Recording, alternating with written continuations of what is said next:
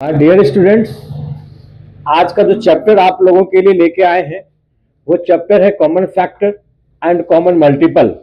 English में कहते हैं कॉमन फैक्टर और कॉमन मल्टीपल। इसी को हिंदी में कहते हैं, कॉमन फैक्टर का हिंदी हुआ सार्वगुणनखंड और कॉमन मल्टीपल का हुआ सार्वगुणज। तो सबसे पहले हम चर्चा करेंगे कॉमन फैक्टर का। ठीक है, तो कॉमन फैक्टर, इस चीज को समझेंगे होता क्या है। कॉमन फैक्टर का हिंदी होता है सार्वगुणनखंड। सार्वगुणनखंड होता है। ठीक है, तो सबसे पहले हम करते क्या, कॉमन मतलब होता है सार्व, यानी इसी को हम कह सकते हैं उभयनिष्ठ गुणनखंड, या इसी को हम कह सकते हैं उभयनिष्ठ। उभयनिष्ठ मतलब जो दोनों में निष्ठ हो, उभयनिष्ठ दोनों, निष्ठ मतलब स्थित हो, उभयनिष्ठ भी कह सकते हैं। तो सबसे पहले हम एक उदाहरण ले लें, जैसे 12 का पहले गुणनखंड निकालते हैं। 12 का गुणनखंड क्या क्या आएगा? 1 से कटेगा, 2 से कटेगा, 3 से, 4 से, 5 नहीं होगा, 6 होगा, 7, 8, 9, 10 नहीं होगा, डायरेक्ट 12 होगा। इसी तरह से कुछ और ले लें, 24 का ही ले लेते हैं। 24 का गुणनखंड क्या सब आएगा? 1, 2, 3, जिससे जिससे कि वो कट जाए, विभाजित हो जाए, डिविजिबल हो। 6 से भी डिविजिबल होगा, फिर 7 से होगा नहीं, 8 से होगा, 9 से होगा नहीं, 10 से नहीं होगा, 12 से होगा। ठीक है, और इस तरह से फिर फर्दर ये आगे की तरफ डायरेक्ट उसके बाद 24 से होगा। लेकिन ये तो हो गया 12 का गुणनखंड और 24 का गुणनखंड। अब बात आती है सार्वगुणनखंड का, तो लिखेंगे 12 एवं 24 का कॉमन फैक्टर या सार्वगुणनखंड, है ना। या तो इसको लिखेंगे सार्वगुणनखंड या उभयनिष्ठ, कुछ भी लिख सकते हैं। सार्वगुणनखंड या उभयनिष्ठ क्या क्या होगा? जो दोनों में स्थित हो, उभय मतलब दोनों, निष्ठ मतलब स्थित हो, तो क्या क्या आएगा? 1 आ रहा है, उसके बाद 2 और क्या 3, आफ्टर देन 4, ये दोनों मिल रहा है, 3 3 मिल रहा है, 4 4 6 6, बस इतना तक ही साथ गया इसका 6।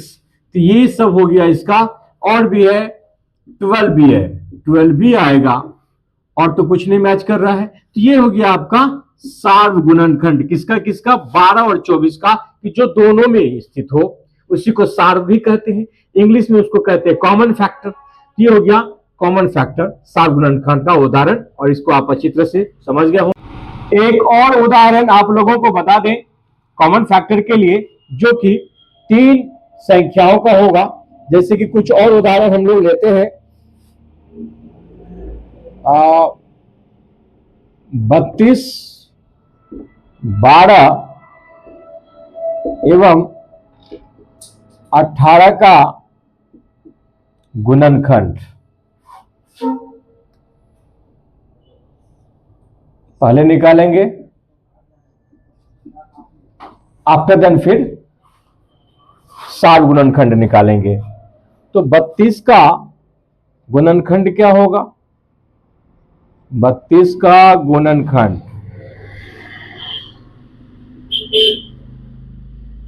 1, 2,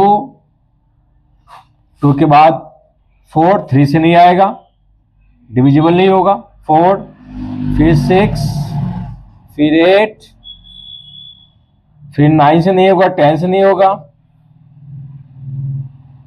12 से भी नहीं होगा, 16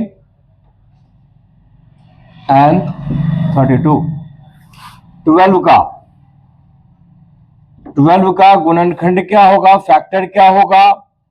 इसका भी 1 तो होगा ही होगा, फिर 2 होगा, 4, इसमें 3 भी आएगा, इसमें 3 से भी ये डिविजिबल होगा,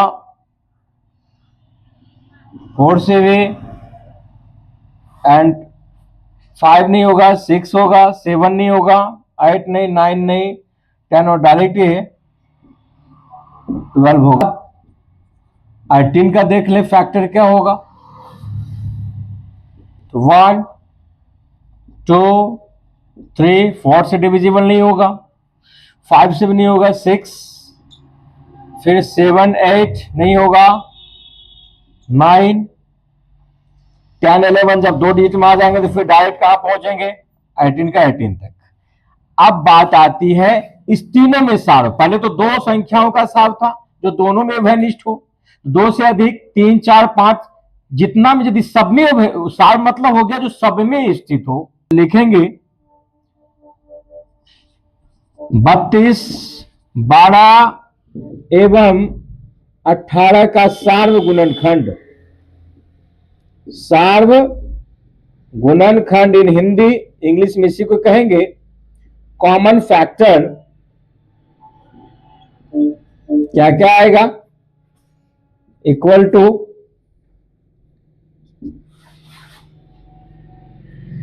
1 2 जो दोनों में तीनों में मैच करेगा, पहले 2 में था, 2 संख्या में, तो दोनों में जो मैच कर रहा था उसको यहां पे लिया गया।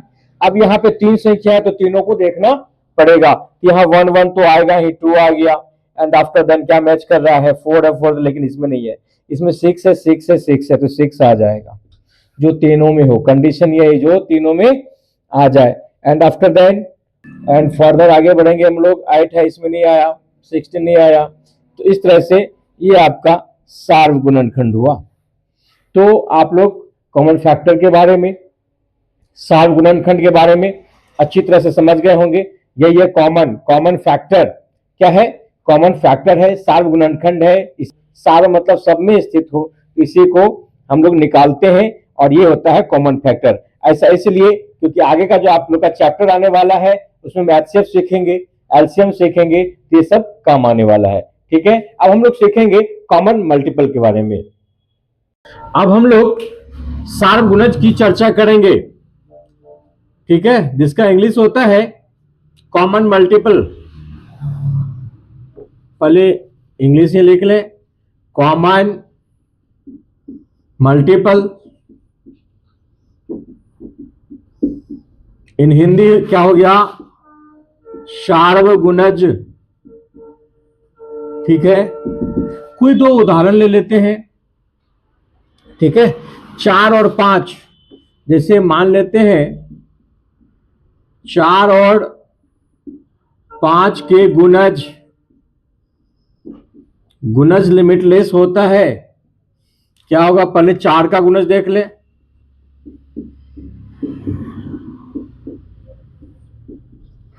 क्या क्या होगा, 4 4 2 जा 8, 3 जा 12, 4 4 जा 16, 4 5 जा 20, 4 6 जा 24। इन हिंदी 4 6 के 24, 4 7 28, 4 8 32, एंड 4 9 जा 36, एंड 4 10 जा 40। बस लास्ट यहां तक लेंगे, अनवरत है वो चलते जाएगा, इसको डॉट डॉट से दिखा देना है। एंड इसी तरह से 5 का गुणज, दोनों का गुणज लेने के बाद सार्व गुणज को दिखाया जाएगा। तो 5 का पहला क्या होगा, 5 1 जा 5, 5 2 जा 10, 5 3 जा 15, 5 4 जा 20, 5 5 जा 25, 5 6 जा 30, 5 7 जा 35, 5 8 जा 40, 5 9 जा 45, एंड 5 10 जा 50, एंड सो ऑन। ये लिमिटलेस होता है, ये इनफाइनाइट होता है। मल्टीपल जो होता है कांस्टेंट नहीं होता, वो चलते जाएगा, जिंदगी भर हम लोग मल्टीप्लाई करते रहेंगे और वो बढ़ते जाएगा। जबकि फैक्टर कांस्टेंट होता है, वो लिमिटेड होता है। ये हम पहले भी आप लोगों को पिछले वाले वीडियो में बता चुके हैं। अब इसका निकालेंगे क्या, 4 एवं 5 का सार्व गुणज यानी कॉमन मल्टीपल। क्या, कॉमन मल्टीपल क्या होगा,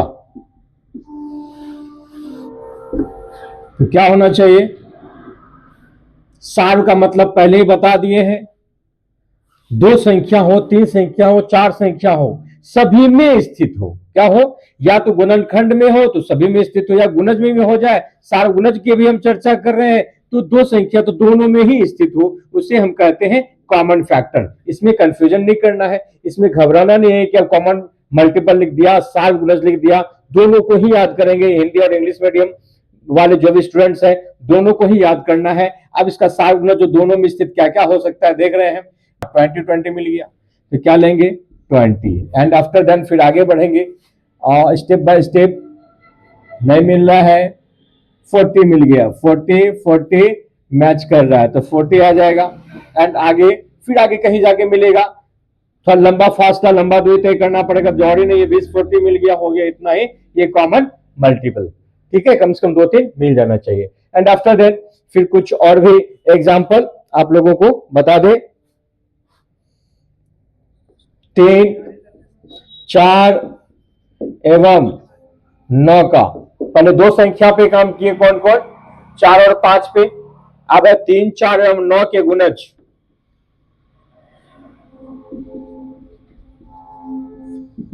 ठीक है, तो 3 का पहले गुणज निकाल लें। 3 का गुणज क्या क्या होगा?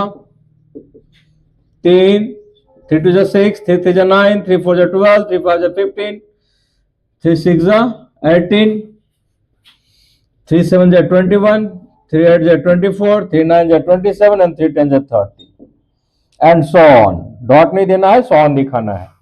4 का गुणज, 4 का गुणज 4 2 8, 3 12, 4 16, 5 20, 6 24, 7 28, 8 32, 9 36 and 10 40 and so on।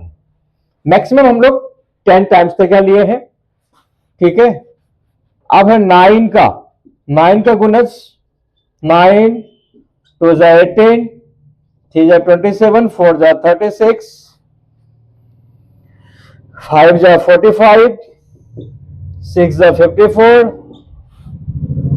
7 63 and 8 72, 9 81, 10 90 and so on। अब इसका सार्व गुणज निकालना है, तो 3,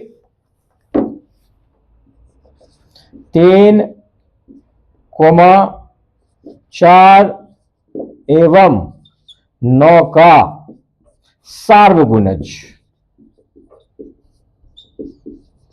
यानी कॉमन मल्टीपल क्या होगा? सार्व गुणज को ही क्या कहते हैं? Common multiple. तो कॉमन मल्टीपल क्या होगा? जो तीनों में मिलेगा, जो तीनों में स्थित होगा। तो देख लेते हैं, जो एक में वो तीनों में जब मैच कर जाएगा तब 27 ये नहीं मैच करेगा। 36 इसमें आगे आ सकता है, जैसे स्कोर बढ़ाएंगे तो 33 एंड 36 आ सकता है। तो 36 तीनों में है, कॉमन है, इसी को कहते हैं कॉमन यानी सार्व, यानी जो सब में स्थित हो।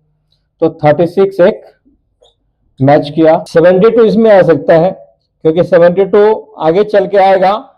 ठीक है, एक 72 भी ले सकते हैं, 72 इसमें भी है, ये 4 से जो डिविजिबल हो जाएगा।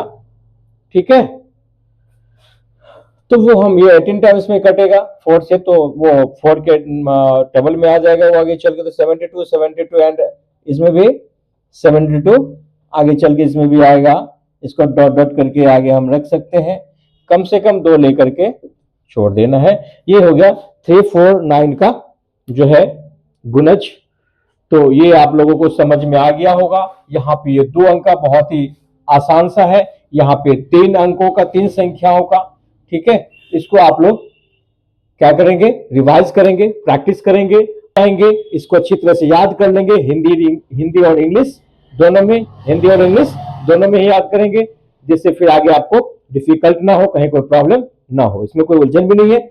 इसी तरह से यदि वीडियो आप लोगों को अच्छा लगा हो, इसमें कुछ आप लोगों को समझ में आया हो, तो इसको ज्यादा से ज्यादा शेयर करें, सब्सक्राइब करें, लाइक करें और कमेंट में लिखना ना भूलें। पढ़ते रहें। Thank you, best of luck.